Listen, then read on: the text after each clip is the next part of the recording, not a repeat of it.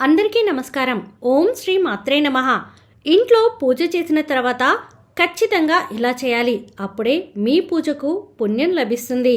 ప్రతి ఒక్కరూ ఇంట్లో దీపారాధన చేసుకుంటారు. ఏ ఇంట్లో అయితే ప్రతినిత్యం దీపారాధన చేస్తారో అలాంటి ఇళ్లలో దేవతలు తిరుగుతూ ఉంటారు. కుటుంబంలో ఎలాంటి కష్టాలు లేకుండా రక్షిస్తారు. దేవుని పూజకు చాలా విశిష్టత ఉంది. అయితే మీరు ఎన్ని పూజలు చేసినా సరే మీ కష్టాలు తీరట్లేదని బాధపడేవారు మీ పూజలో ఈ తప్పులు చేస్తున్నారేమో ఒక్కసారి చెక్ చేసుకోండి. మన శాస్త్రాల్లో చెప్పబడిన పూజా నియమాలను తెలుసుకుని దేవునికి భక్తిపూర్వకంగా పూజ చేస్తే అఖండ కుబేర రాజయోగం మీ ఇంటికి లభిస్తుంది. 7 తరాల ఐశ్వర్యం మీ ఇంటికి చేకూరుతుంది. అయితే అన్నిటికన్నా ముఖ్యమైన విషయం ఏమిటంటే ఇంట్లో పూజ పూర్తయిన తర్వాత ఖచ్చితంగా కొన్ని నియమాలు పాటించాలి. పూజ చేసినంత మాత్రాన పుణ్య ఫలితం దక్కదు. ఇంట్లో పూజ పూర్తయిన తర్వాత కూడా కొన్ని నియమాలను తప్పకుండా పాటించాలి.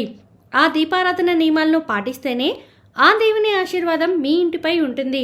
దీపారాధన విధి విధానాలు అలాగే ఇంట్లో పూజ పూర్తయిన తర్వాత తప్పక పాటించాల్సిన కొన్ని ముఖ్యమైన నియమాల గురించి ఇప్పుడు తెలుసుకుందాం. దీపం వెలుగులో ముక్కోటి దేవతలు కొలువై ఉంటారు. సరైన పద్ధతిలో ఇంట్లో దీపారాధన చేసి చూడండి. మీ ఇంట్లో ఎలాంటి కష్టాలు లేకుండా రాత్రికి రాత్రే అదృష్టం వరిస్తుంది. ముక్కోటి దేవతల ఆశీర్వాదం లభిస్తుంది.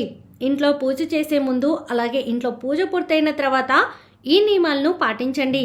ఇంట్లో పూజ చేసేటప్పుడు ముందుగా మీ ఇల్లంతా శుభ్రం చేసుకోవాలి. ఉప్పు నీటితో శుభ్రం చేసుకుంటే ఇంకా మంచిది. కల్లుప్పున్న నీటిలో వేసి ఇల్లంతా శుభ్రం చేసుకోండి. మీ ఇంట్లో ఉన్న దరిద్ర దేవత బయటకు వెళ్ళిపోయి మీ ఇంట్లోకి ధనలక్ష్మీదేవి అడుగు పెడుతుంది. ఇల్లంతా శుభ్రం చేయలేని వారు ఇల్లంతా పసుపు నీళ్లు చిలకరించుకోండి. అలాగే పూజ చేసే ఆడవారు తప్పనిసరిగా తలస్నానం చేయాలి. తలస్నానం చేయలేని ఆడవారు పాపిట్లో కుంకుమ బొట్టు పెట్టుకుని దీపారాధన చేయవచ్చు. ఇంట్లో పూజ ప్రారంభించే ముందు మీ పూజ గదిలో తప్పకుండా ఒక ముగ్గు వేయాలి. ముగ్గులో లక్ష్మీదేవి కొలువై ఉంటుంది.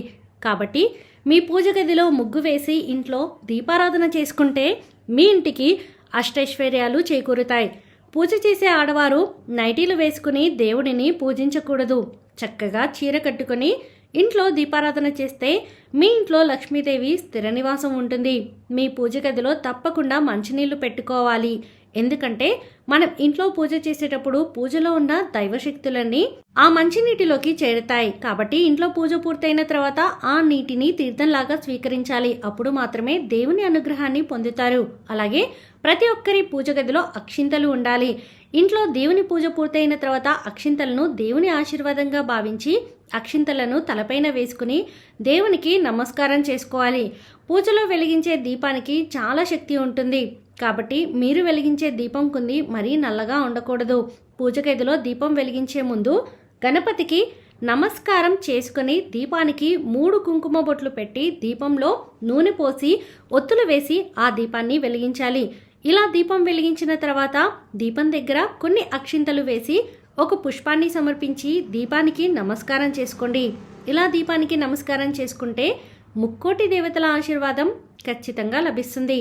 ఇక పూజలో దేవునికి నైవేద్యం సమర్పించి హారతి కర్పూరం సమర్పించి మీ పూజను ముగించుకోండి. ఇలా పూజ పూర్తయిన తర్వాత తప్పకుండా దేవునికి ప్రదక్షిణాలు చేయాలి. 3 లేదా 5 ప్రదక్షిణాలు చేసి దేవునికి నమస్కారం చేసుకుని తలపైన అక్షింతలు వేసుకోవాలి. ఇలా ప్రదక్షిణాలు చేస్తేనే మీరు చేసే పూజలకు సరైన పుణ్యం లభిస్తుంది. అలాగే ఇంట్లో పూజ పూర్తయిన తర్వాత మీ పూజ గది నుండి 5 నిమిషాలు పక్కకు వెళ్ళిపోండి. ఈ 5 నిమిషాల సమయంలో ఆ దేవుని చల్లని చూపు నైవేద్యం పైన పడుతుంది. కాబట్టి ఒక 5 నిమిషాల తర్వాత పూజ గదిలో ఉన్న నైవేద్యాన్ని తప్పకుండా తినాలి. అప్పుడు మాత్రమే దేవుని అనుగ్రహాన్ని పొందవచ్చు. దేవుని నైవేద్యాన్ని తినకుండా అలాగే పూజ గదిలో పెట్టేస్తే దేవునికి కోపం వస్తుంది. మీ పూజకు పుణ్యం కూడా లభించదు. ప్రతినిత్యం ఇంట్లో దీపారాధన చేసేవారు దేవుని పూజలో బెల్లం ముక్కను నివేదించండి. నైవేద్యంగా సమర్పిస్తే ఆకస్మిక ధనలాభాలు వరిస్తాయి. ఇంట్లో దీపారాధన చేసిన తర్వాత మీ ఇల్లంతా ఖచ్చితంగా ధూపం వేయాలి.